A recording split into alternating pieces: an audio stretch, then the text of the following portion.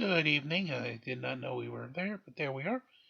And welcome to From Day One, the overnight edition. As you can see, the Judge Sprawl screen there on there, as we will be handling the final section of Dark Air, as our bell would put it.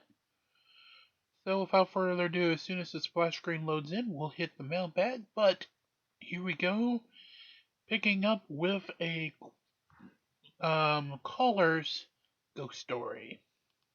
Jazz Monday in Australia. Hello there. Hi, Art. Hi. Scary night. Scary night indeed. Yes, so back in '96, my brother was suffering a deep depression and he hardly ever came out of his room. And one day I found him unresponsive in his bed with an empty bottle of pills and a note. And the paramedics came, they worked on him for what seemed like hours, and at one stage they thought they had lost him, and then they were able to revive him and stabilise him enough to get him to the hospital. Long story short, they did get him to the hospital. He did survive. He's since turned his life around. He's no longer in a deep depression and he's living overseas with a wife and family. So fast forward to earlier this year, and my sister and I were helping out at my parents' house, and she was putting her son to bed in one of the bedrooms.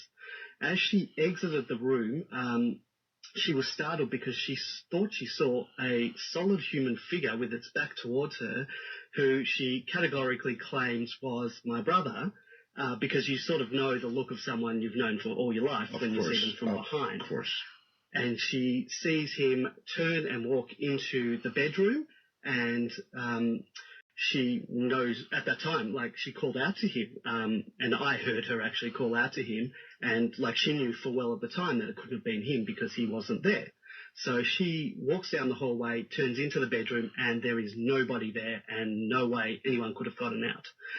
So now, you and me, Art, would probably leap to some paranormal explanation, but my sister doesn't come from our world that we come from. Right. She didn't graduate from the Art Bell Paranormal Community College, and so she puts it down to sleep deprivation of a new mother.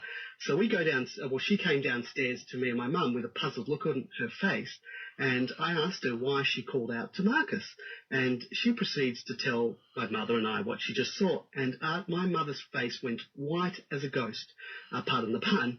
My sister then asked her what's wrong, and my mum proceeds to tell us that she never told anyone this because she didn't want to seem like she was crazy, but one day she was putting linen away in the closet, and she caught something out of the side of her eyes, and long story short, she sees exactly the same thing that my sister did, and called out to him, followed him, and nobody was there. So I didn't witness this, but my mum's expression and the colour draining from her face when my sister relayed the story was just all the proof that I basically need. Now, is that a ghost? Okay, so we've got two people, Jazz, processing it in very different ways, obviously, according to their own worldview. I guess that's what we do as humans, right?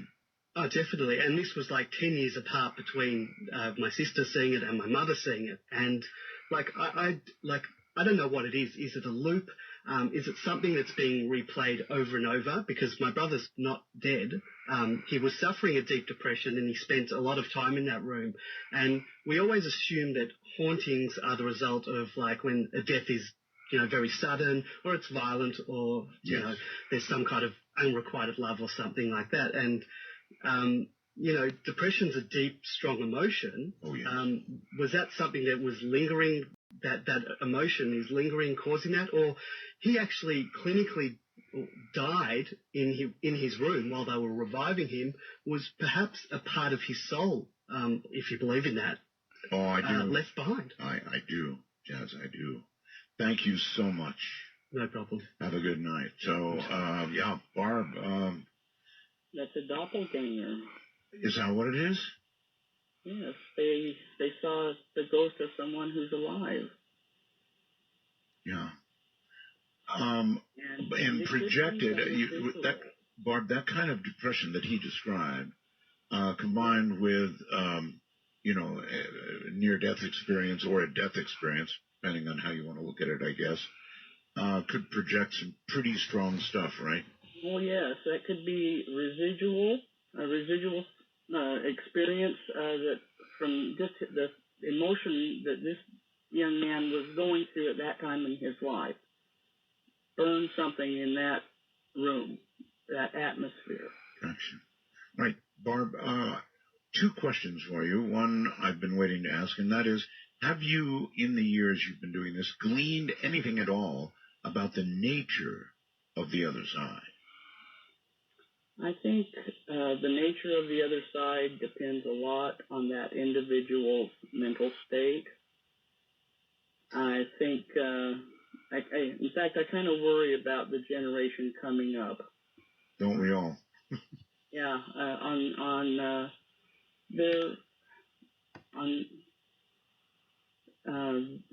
how the ghosts will be in the future.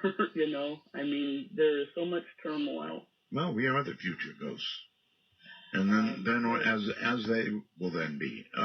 One other question, and that is about suicides, Barbara. Have you discerned anything at all about suicides versus natural or even unnatural deaths? I've known some people that have committed suicide, and their families have all experienced activity. I don't believe their soul and their spirit is at peace after they've died. I think they're still in turmoil. Wow. I think the mental state of the person continues. Okay. All right. Let's do number 15. All right. This was at an old Western military fort that was established back in the 1800s, and it's still in use today. Barry was in the museum, and which used to be one of the barracks. And he recorded this child's voice. It says, "It's dark in here." Yeah. It was not dark in that room at the time. There were still lights on. Gotcha. But when we went back to that location and we were talking to the curator of the museum and told him about this child's voice, he informed us that he had just learned a few weeks prior that women and children were kept in the basement of the barracks for their own safety. The women, the wives of soldiers, were referred to as laundresses. Wow. And to keep them safe, they lived in the basements of these barracks. Because we were surprised to get a child's voice there on this military base, you know. I can imagine, of course, yes. Here we go. Wow. I'm going to have to replay that for you, I think. It was quite clear and quite fast, so let me do it again. Oh, that is a little child's voice. There's no question about it. One more time, please. Yeah, that's awful. Obviously it's dark then in a different realm altogether. Yes. The other side. And I don't want to think of the other side as dark. Maybe this poor child made a wrong turn, a.k.a. John Lear. I don't know. So, the curator was quite surprised that we had recorded a child's voice, and he was quite fascinated that we had. Yes. Yes. All right. One more. And it's number 16, and it's pretty... This has been heard before. Yes. But this is the creepiest, oh, the creepy. It really is. Tell us about it. This is in a cemetery, and it's one of our favorite places to go. We get great EVP out of this cemetery. And we were discussing some ghost pictures that had been developed, and we were looking at them and talking about them. And we recorded this voice. I think that she came to a self-realization of her situation, and she says, "I'm completely dead." The moment of realization, huh? Okay, here we go.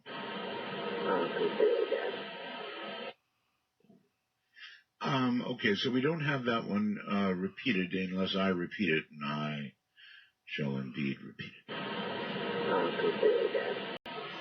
Okay, what's being said is I'm completely dead, and there's absolutely no mistake about it. One more time.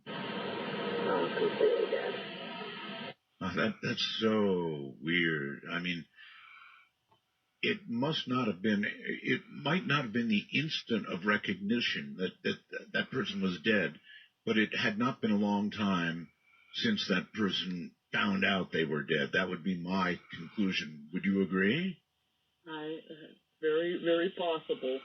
That cemetery is so active. In fact, one night, I thought I'd tell you a little ghost story. Okay, we don't have the time. It'll have to be on the other side. Okay. Other side of the other side. Break. The other side. And we'll return as soon as the musical bumper is concluded.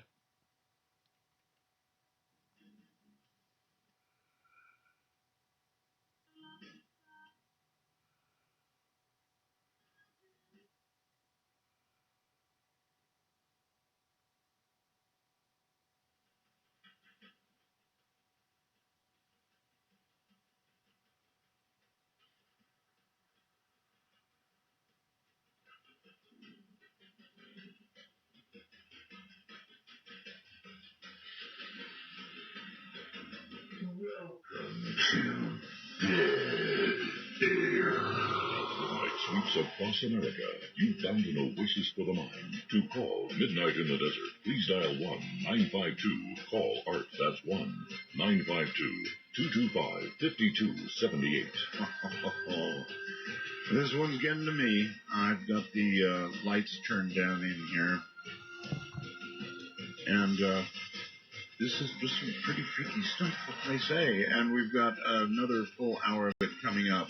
You're listening to Barbara Macbeth, who's kind of here on and off in between the ghost stories with her own EVPs, the best probably EVPs ever played on the air.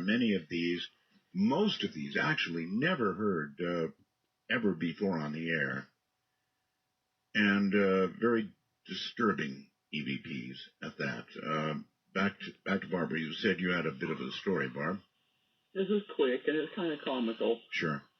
In that cemetery, we would always get cold drinks in a paper cup at a place and maybe French fries and a hamburger to eat before we'd start our investigation at the cemetery. And Roger had finished his drink, and we were walking down the road, and he tossed his empty cup into a garbage can that was chained to a tree. And the cup came flying back up and arched, and he could have really almost caught it if he would have tried. Mm-hmm.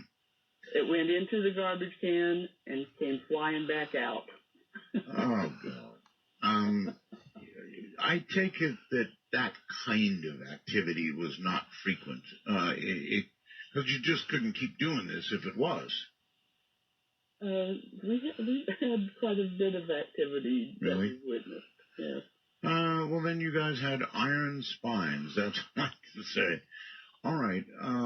Let's do one more, and then we'll take a ghost story. So, number 17. 17. Yeah. This is a old building where a new age business is now residing. Originally, this building, which a lot of the buildings in our town had brothels upstairs, the main building. Must have been a long time ago. Yes, this is a railroad town. Uh-huh. And so Barry recorded this voice. He was upstairs, but they called the cribs where the girls would work, little small rooms. And he was winding up and we were getting ready to leave. And we have the impression that this female ghost kind of liked him. You hear this voice, she says, "Gonna miss you, and I mean it." Yeah. So I guess, let me just play it. I guess there's humor on the other side. This is the voice of Bossa America. You found an oasis for the mind. To call Midnight in the Desert, please dial 1-952. Call Art, that's 1-952-225-5278. Yeah. that's only a single play, so I'm going to have to do it again. So you're listening to this. Well, it's a young lady, all right. I'm going to miss you, and I mean it. Can everybody hear that? I'll do it one last time. It was from a brothel, and I guess he made an attachment, so to speak. Here we go.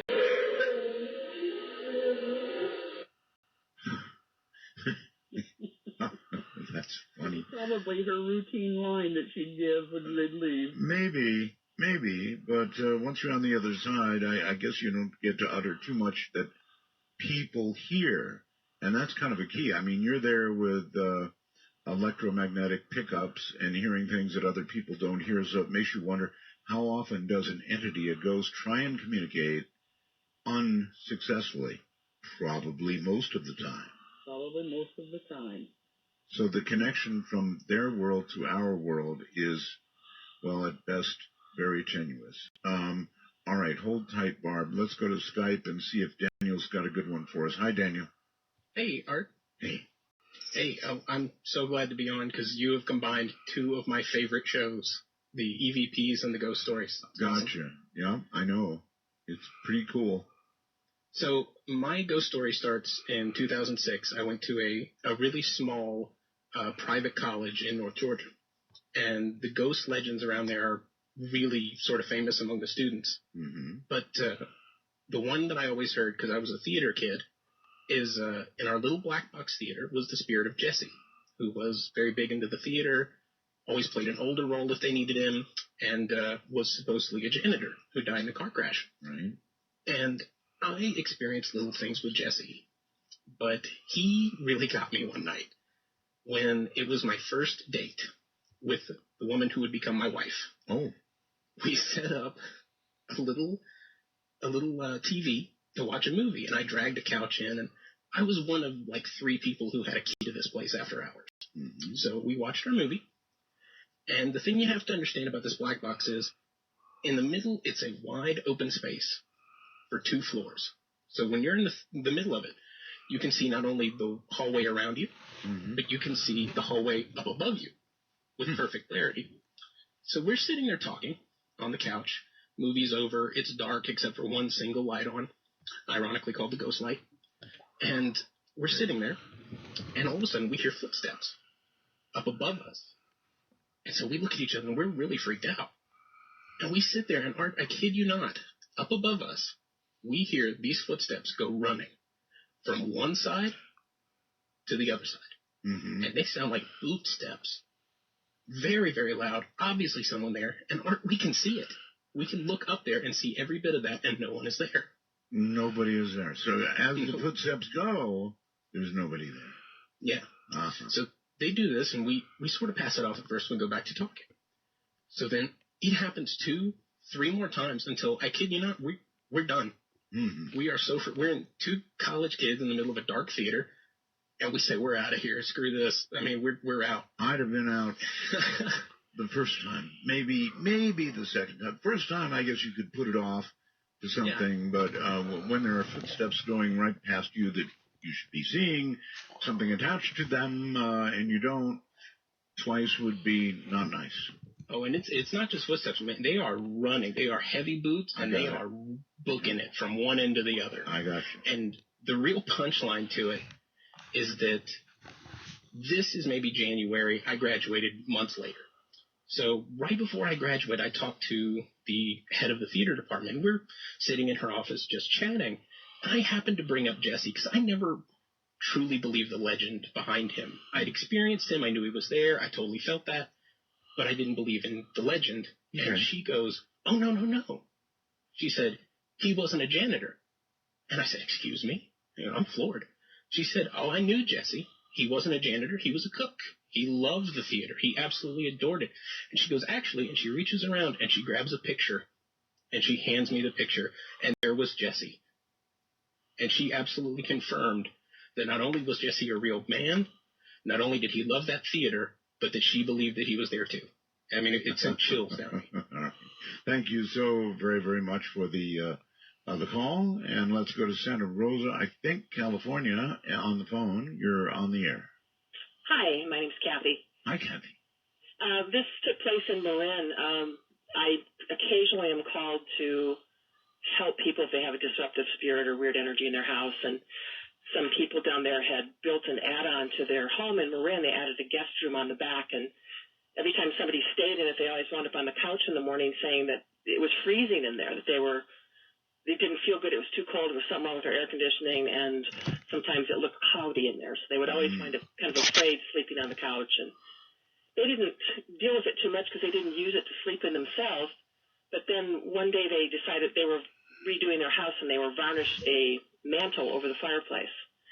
And when they woke up in the morning, there was a little child's footprints in the varnish going across the top of the mantle, and they didn't have any kids. So they got a little freaked out about that, and they decided they knew someone who knew me, and they just said, would you just come over and take a look at this, what's going on in our house, kind of an energy feng shui, I suppose. Sure.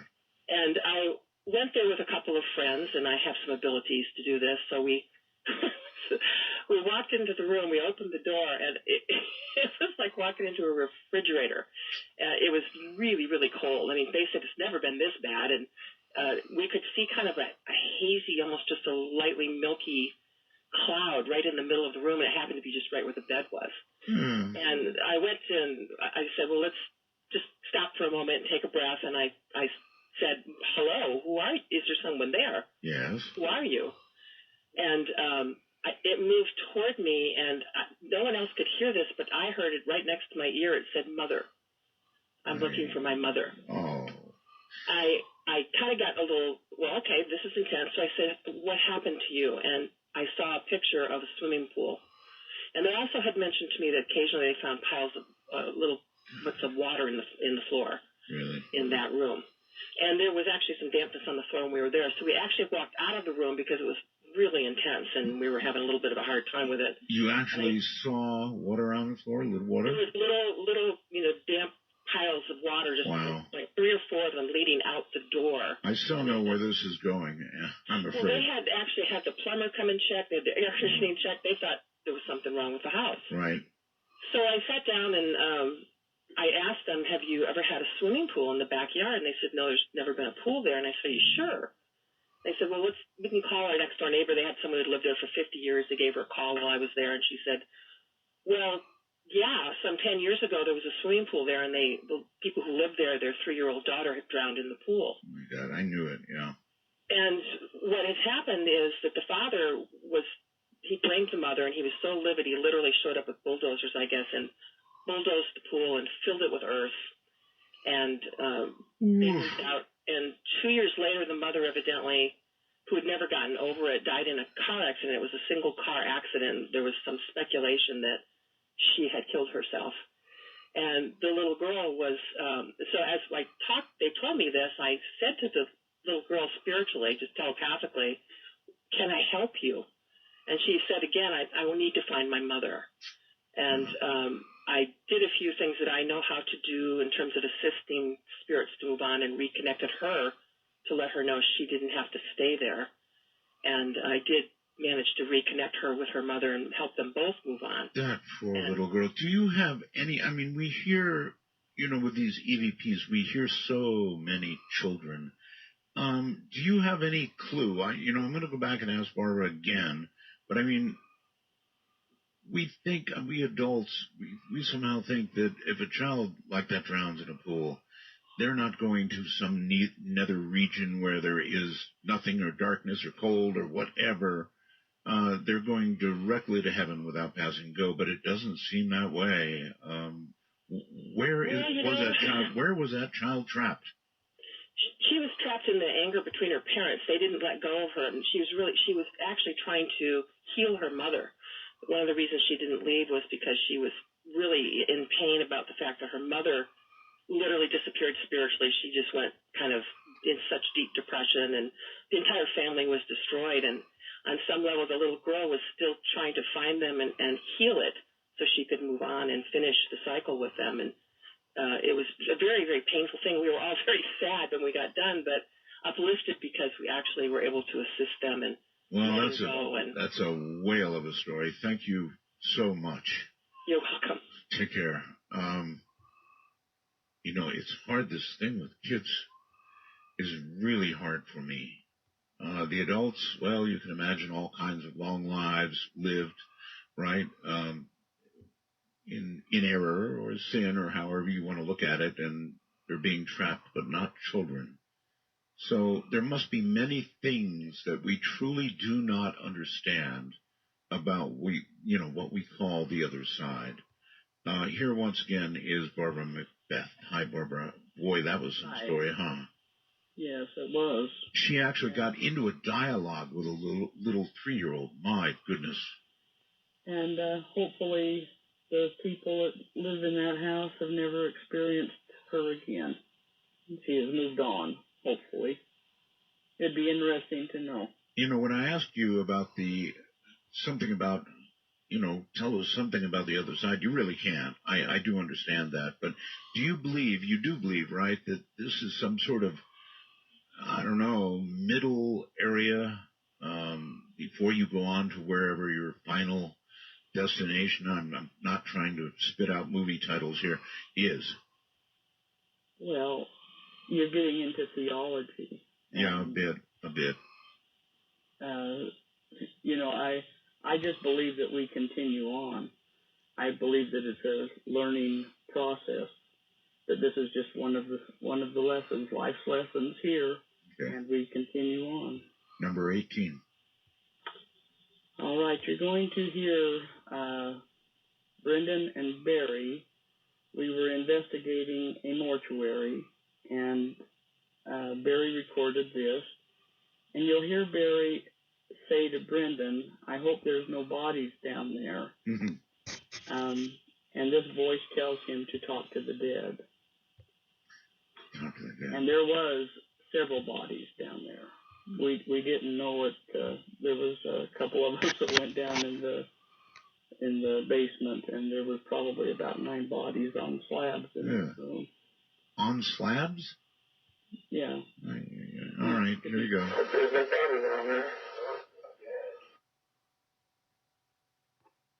Okay, that was very fast. Let me try and do it again here. Many of these earlier times were repeated. Let me try it again. Okay, that's a little hard for me to hear, so I'm going to do it one more time. Let's see if I can hear it. Yep, talk to the dead. That's what it is. Talk to the dead. That time I got it clearly. These old ears are trying. All right, so yes, there it was. Talk to the dead.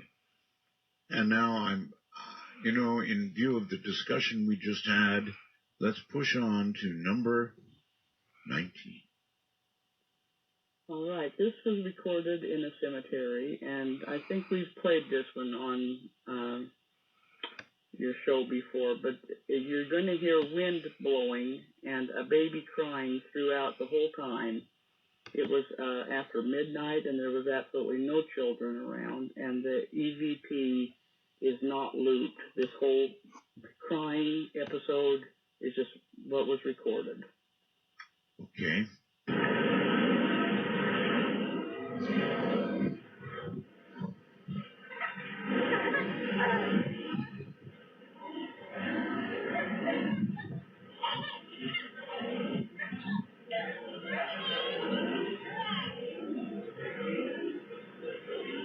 Now you see, it doesn't seem, my God, that was awful. I mean, how could an infant, a baby, be caught on the other side?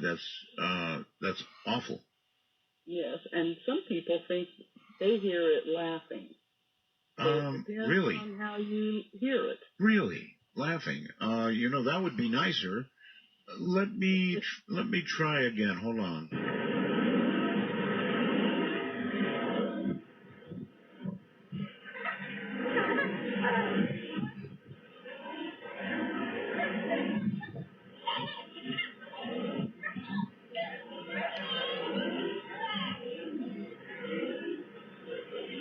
Thank you, Barbara. It's either the power of suggestion, or I'm not really sure, but it does indeed. Thank you. Sound like laughing. So, it was written, it helps me a lot. You'll never know. It says baby crying, and I thought, oh, God, baby crying, not good. And when you made that suggestion, maybe it's just the power of the mind. Who Honestly, don't know, but yeah, amazing stuff. All right, let's go to Skype briefly and say hello to Brian. Hey, Art, how's it going? Well, it's a pretty wild night, Brian, as you can hear. Oh, yeah, definitely. Okay, so are you going to, first of all, turn off your device, please? Is that better? Yeah, it needs to be off. And if you have a ghost story for us, proceed. All right, this actually has to do with a listener that calls into you a few times, Jack W. He's a good friend of mine. He took me into a cemetery near us, and we decided to take a mirror in there one time. And it was not a good thing, we found out, because it actually got extremely hot in my hands. The mirror did? Yes, it did. And then pretty much every time after that, I've been in that cemetery 2 or 3 more times, and every time I've been in there, I've had a really difficult time breathing every time. Breathing? Yeah. Well, there are weird things in the paranormal world with mirrors, scrying and such. It's mirrors are strange in a way, huh? Yes, they are. I appreciate your story. It was short and quick. The way to do it. Thank you very much. So, what do you all think about that? I'm kind of glad that you brought it up. Barbara, mirrors.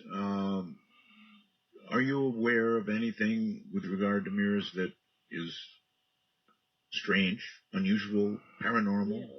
Yes. Mirrors, to me, are weird. There's a lot of, there's some cultures, I don't know if they still do it, but I know they used to do it when a person would die. Yes. They put mirrors up because the dead supposedly does not like seeing themselves. Huh. You think the dead can see themselves? I don't know. I don't know. I just know that has been a procedure of certain cultures in the past. I see. Brendan experienced seeing that child in the mortician's house. It looked like his neck was broke. It wasn't fitting right. Brendan saw his reflection in the mirror. Gosh, no thanks. That's horrible. All right, Barb. Hold on. I'm going to I'll put you on hold and venture forth. We've been getting quite the night tonight. Lake Charles, Louisiana, I do believe. Hello. Art, thank you for replaying the baby, because I'm sitting here and I had chill bumps. Do you kind of agree? I mean, when you first hear it, you go, oh, God, a baby. But then when you listen closely, she's right. I think it's laughing. It got better. I want to think it was laughing. Okay. This is Michael.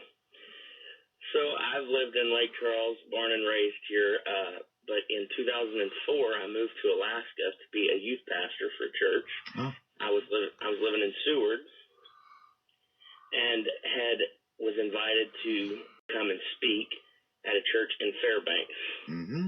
It's about a 9-hour drive from the south. Not used to. Got there in January. This was in February. I took out on this trip by myself and had been given tips, and this is where you want to stop, this is where you don't want to stop, gas is real expensive here, things like that. Yes. So I got out of just north of Anchorage, north of Wasilla, and up in that part of the country the people that I had been with had stopped and picked up hitchhikers, and they just said it's just kind of a thing. You don't really do it in Louisiana, but here it's life and death. If you see somebody on the road, they're probably not going to. So I saw a man walking north on the road, and I pulled over. Mm-hmm. He got in the truck, and I remember distinctly he had a kind of a little bit of a body odor smell. He smelled like a campfire. He was unshaven. His name, he told me, was Alex. He spoke with a Russian accent, and he said he was a mountain climber, and he said his favorite place on earth was the top of Mount Everest, and that he was in Alaska climb Mount McKinley.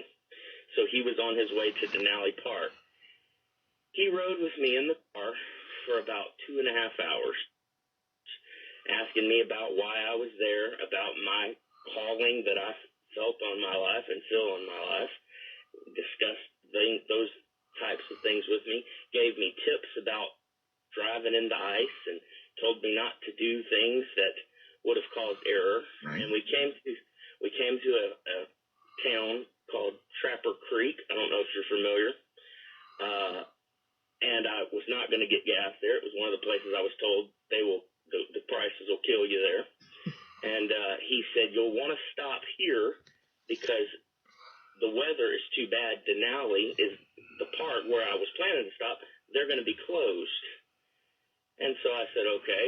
And he'd been in the car for 2.5 hours. We talked extensively about Everest and his plan to see the top of Mount McKinley. Well, we stopped. I got out, started fueling the car. He grabbed his small backpack that he had, I saw him walk into the gas station, a little junction station, had a little cafe in it. He walked through the doors. When I finished filling up, I went in to use the restroom and pay and grab a bite. And I asked the clerk, I said, where's the man that just walked in? And she looked at me and said, you're the only one who's been here for hours. Mm-hmm. And I said, no, a man just walked through these doors. We spent 20 minutes walking around the back of the building. We followed the tracks back to the 2 sets of tracks back to the truck. He was nowhere to be found. There was icy wetness where he had been sitting in the truck. Really? The truck still smelled like him. So at that point, I've chalked it up to, was it a ghost? Was it an angel? I don't know I wouldn't have had enough gas when I got to Denali. That gas station was indeed closed. Well, here's what I'll say.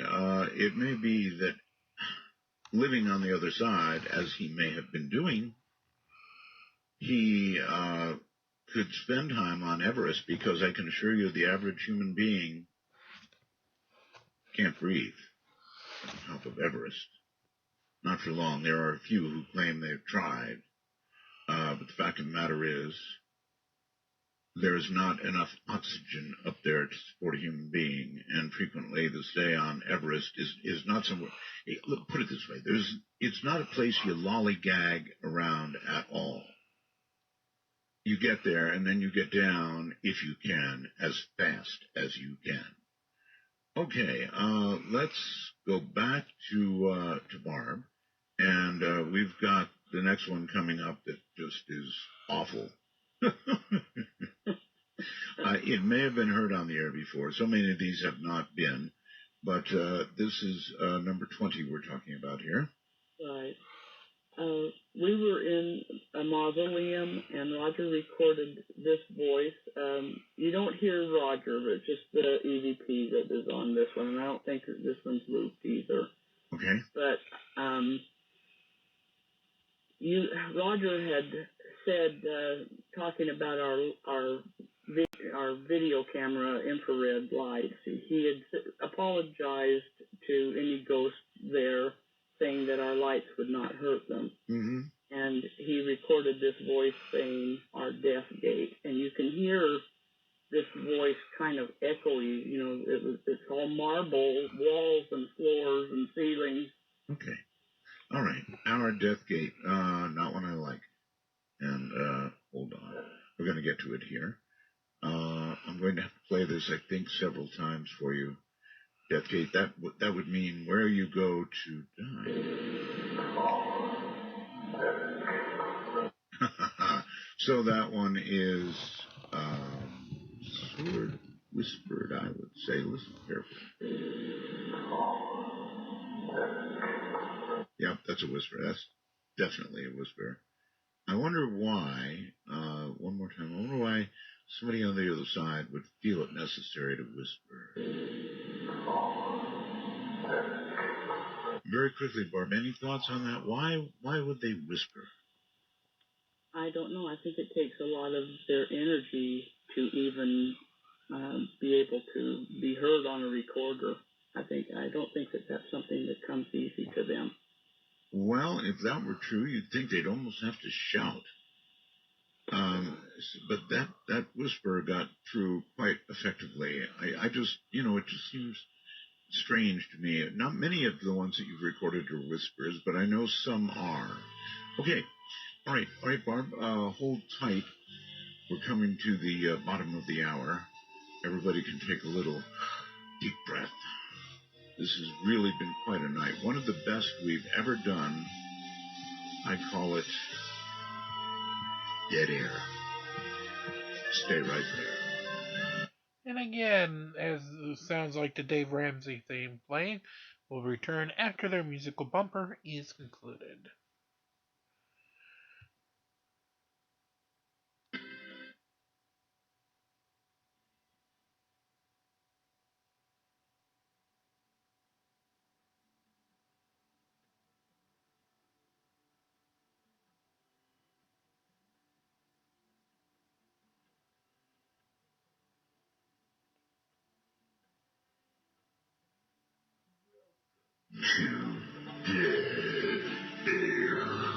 Midnight in the Desert doesn't screen calls. We trust you, but remember, the NSA, well, To call the show, please dial 1-952-225-5278. That's 1-952-CALL ART.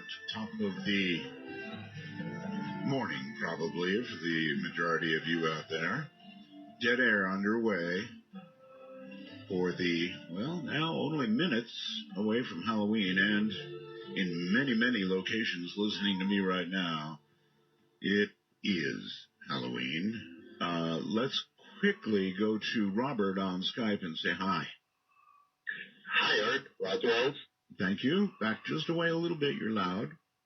Oh, sorry. How's this? Better. Okay, cool. Anyways, me and my cousin, we usually go to these. Robert, again, Robert, you and I have to have a talk. This call isn't going to work. You've called me about 6 times now, still not having fixed whatever it is going on. I'm so sorry with your audio, but you're going to have to work on that. Here's what I recommend. There is a Skype Echo server, Robert, and you can call it, talk to it, and it will play back your audio, and then you'll hear what your audio is doing. I'm terribly sorry we can't get you on. I really, truly am, but you've tried that about half dozen times now with the same setup, and it's just not going to do the job. So try the Skype Echo. It will work for you. It's pretty cool anyway. So let's try this one on Skype. Hello. Hello? Hi. You have a ghost story for us. Am I on the air? You are. Okay, great. Boy, do I have a good one for you. Go ahead. Alrighty, just a little bit of background. I am a musician, and one of my friends is also a musician, and he was playing for a wedding not too far from where I live. So what ended up happening was, he finished the wedding, he finished the gig, and a couple of the people there invited him to have a drink.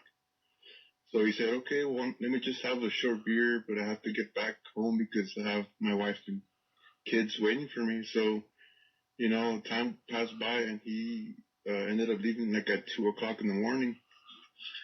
So he checked his phone, and his wife had called him like 20 times. Yeah. So you knew he was in trouble. So what ended up happening was this guy got into his car, and he was going 90 miles per hour on a 60-mile-per-hour road. Oh, my. And he said, you know what? Well, it's like 2 o'clock in the morning. There's no cops around.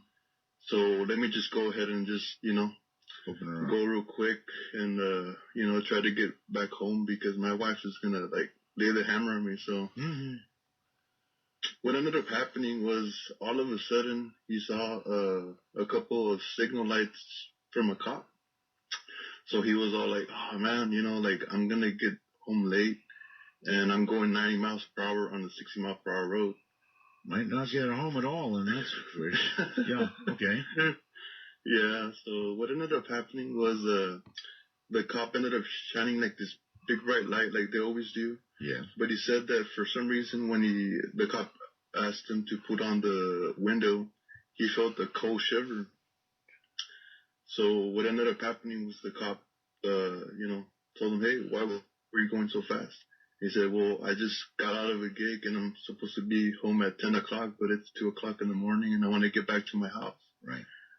So the cop ended up telling him, you know what, well, you were going 90 on the 60, so I'm going to have to give you a ticket. I mean, there's no other way. You could have killed someone. Right. So he's like, okay, just go ahead and give me the ticket, I just want to get home. So, he ended up writing him the ticket and everything. And he said, you know what, just be very careful out here because there might be a whole bunch of killers out on the road or whatever. So Killers? just drive safe and lock your doors. Uh-huh. So he ended up going, back home. The next day he said, you know what, I'm going to go ahead and pay the ticket. So he went down to to go pay the ticket. And the lady up front said, well, what are you here for? Well, I'm going to pay a ticket because I was going this much over the speed limit. So she checked the ticket and she said, okay, well, let me go ahead and just verify something real quick. So for some reason, he said that they're taking a long time. And he said, is everything okay? And they're like, yeah. But we're wondering who gave you this ticket. So he said, well, there was this cop last night that gave me a ticket. Right. And, it was like 3 o'clock in the morning or 2 o'clock. Yes. So she's like, okay. Well, she got really upset and she said, sir, are you joking with me? Because you could get arrested for giving a fake ticket. So he's like, no, actually, a cop actually wrote a ticket out for me for going 30 miles over. Let me guess. That's a cop that had died, perhaps even on that road. Mm-hmm. The cop had been dead since 1972. Reason for him coming out in that road is because one time he pulled over a guy that had just committed murder, and he was trying to escape. So the cop told him to come out of his car, and as soon as he he kind of got a little bit comfortable, turned around, the guy ended up stabbing him to death. Oh my God! Yeah. And he got so a ticket from a cop that had been dead since 1972. Not only that, but that cop's out there patrolling the same road again and again. Oh God! And he wrote out a ticket, and they had the proof of it. Barb, did you hear that one? Yes, sir. I guess it's all around us, life and death. Let's quickly do number 21. All right. You remember the stock exchange building where the drowning episode took place. This was from the second time we had visited and investigated this building. Right. You are going to hear, I think it's Brendan. He says, okay, this is our second recording from the building. We are now getting ready to leave. And an EVP is recorded here, and it says, it's dead. It's dead, okay. Okay, this is our second recording from, we are now getting ready to leave. It's dead. It's dead. It's dead. Yikes. Do you think, well, the other recording you mentioned was where the drowning was? Yes. Oh my. That's the same building. So maybe it was referring to that situation. I wonder. I don't know. But that's the building where that all right. Other one. We're woefully short on time here, and I'm just committed to trying to get these in. Those never heard ever on the radio. So number 22. All right, you're going to hear me talking about another EVP in this. You're going to hear me talking about how the quality was, and I'm saying you can tell he's real quiet and draggy, and it sounds like it hurts him to talk. Mm-hmm. And this EVP was recorded, and it says, "We can talk." We can talk. Okay, here we go. And you can tell he's so draggy and quiet and kind of hurts him to talk.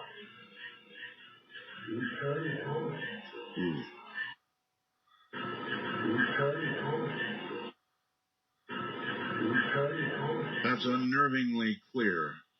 Yes, that was recorded in the house that we rented for several years. It was quite active.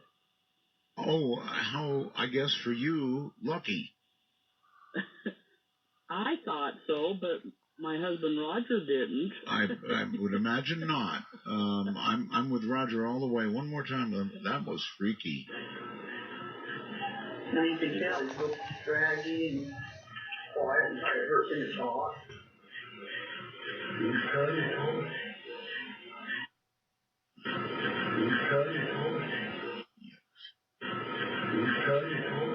Yeah. Oh, I don't know about that.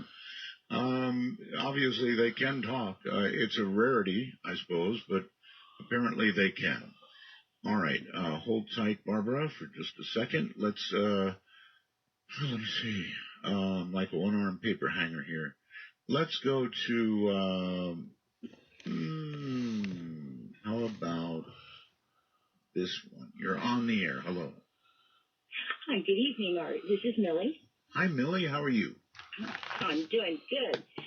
Love the show tonight. And I want to give a quick shout out to the Art Bell Time Travelers on Facebook. And we have a quick question, and I will get to my story real quick. Okay, question. At the beginning of the show, before the first EVP came out, there was a spliced voice that came in while the two of you were talking. And we don't think you heard it. We all heard it. Did you hear it? No. You're going to have to go back and listen to it. It was like right around the beginning, the first couple of EVPs. I think it was right before the first one. All right. Well, I can listen. I can go into my, I'm a time traveler, believe me, so I will go and I will listen, I promise. All right. We thought you were haunted. Okay. Now, back in California, we lived in a haunted apartment. A man had killed his girlfriend in there, and we knew it was haunted. Weird things happened in it. And we had these two friends that had been together forever. We took them over to our ex-brother-in-law's house for a barbecue. Well, she kind of got a hankering towards him. And, we didn't say anything to the man. His name is Ron. And he was over drinking one day with us. And we had this table that my husband made by hand. It was a very strong table. You could jump up and down on it, and it wouldn't move. Right. And he was talking about his girlfriend, and we kind of lied about it. And every time we would lie, one of the legs started bending out. Oh, my. And I noticed it. My husband noticed it. And we tried to change the subject. It hadn't fallen over yet. But it took about a half an hour. And within that half an hour, that leg bent out to the point where the table actually fell over. Oh, my. And my husband picked it up. Now, the leg was from another table. It had a screw in the center of the leg, and it was attached to a table bracket. The bracket had a lip on the inside, so the leg kind of slanted out, which made them really strong. Yes. Do you know what I'm talking about? Yes, but how it would bend, no, I don't know about that at all. And the screw was not bent. He put it back in, and it was fine. That table lasted for years, and it never did it again. But the more we lied about him, about where he was, the more that thing bent until the table fell over. Usually it's a nose growing, not a table bowing. I think the lady that died in there was telling us, don't do it. At least I got a laugh tonight. Thank you so very, very much for that story. My goodness, folks. All right, let's go back over here and say, Barbara, you're back on the air again. That was quite a story, wasn't it? That's great. Okay, we're way short on time. I'm determined to get to the last two, so let's do it. Number 23. All right. We were at a bed and breakfast place. It's a big mansion that they've turned into a bed and breakfast in Salt Lake. Right. And the woman that was on staff that night, she was showing us around, and she said there was this little table by the office that she sat in, and she's looking at this book that had pictures of the original homeowners of this mansion. Right. And she said, you're going to hear her say, this was the main guy. It's Dr. Edward Woodruff and his wife. And then this EVP says, very feisty. Very feisty, really. Well, that's a new one. This was the main guy. Dr. Edward Woodruff. Why?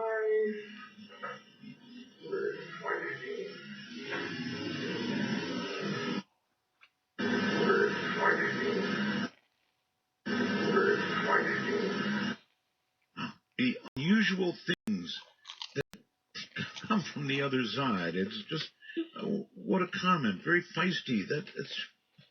And it makes you wonder, did he know Dr. Ed Woodruff's wife? Yeah, well, that's right. That's right. Okay, last one, Barb. All right, this is a Utah cemetery, and it was the cemetery that we've gotten so many great EVPs from. This voice, we recorded him many times in the first couple of years that we would go there. Really? Or there were several of them that had the same voice, but anyway, you're going to hear. We were discussing a voice that was previously recorded and that said A Company when a military headstone was being read aloud. Oh. And Roger was relating this and erroneously said Company A, real proud. You'll hear Roger say that. And I recorded this voice repeating him, Company A. So, okay, here we go. Over there. Company A. Wow. Wow, that's a real wow. So, and also very clear. So this is a military man, very, very proud of Company A. One more time. Over there. Company A. From the other side, that's actually one of the best ones I've ever heard. And you can hear in this military man's voice that he's very, very proud of the fact that he's Company A. One last time. Over there. Company A. I would say that was uttered in a proud military manner. I would agree. Well, Barb, it has been unusually amazing tonight, a mixture that we've done, and I don't know how to thank you for doing this. I know it took a very great deal of prep on the part of my producer and working with you, and then to be able to mix it with some of the greatest stories we've ever had on a show of this sort. Great stories tonight. Yeah, absolutely great stories. So I want to thank you and all of the GIS, but especially Barbara, who stuck it out with us on what's about to become Halloween. Thank you, dear lady. Thank you very much, Art. Always a pleasure. Good night. That's Barbara. She's really something. Really, really something. Thank you all. I wish the lines are stacked. I wish we could get you all in, but this is now only a 3-hour show. So we have to stop when we have to stop. I hope all the little ones enjoy their candy gathering for the morrow. And be it safe, please. From the high desert to all 25 time zones out there, Dead Air says good night. And with us, of course, we will go ahead and send you off as well. Please make sure you do like, share, and subscribe. Get us to this goal of 5,000 viewers, 1,000 subscribers, so Bob's King Nexters and YouTube will pay attention to us. CoinBase and Ibotta below, of course, with their $10 free for signing up, and then their bonuses afterwards. So until tomorrow, please make sure you like, share, and subscribe. Be kind to one another, because, little kindness can go a long ways in this world. May all your Dominion fights be awesome. And we'll see each other tomorrow as we continue to march on here from day one. Have a good night and enjoy your rest.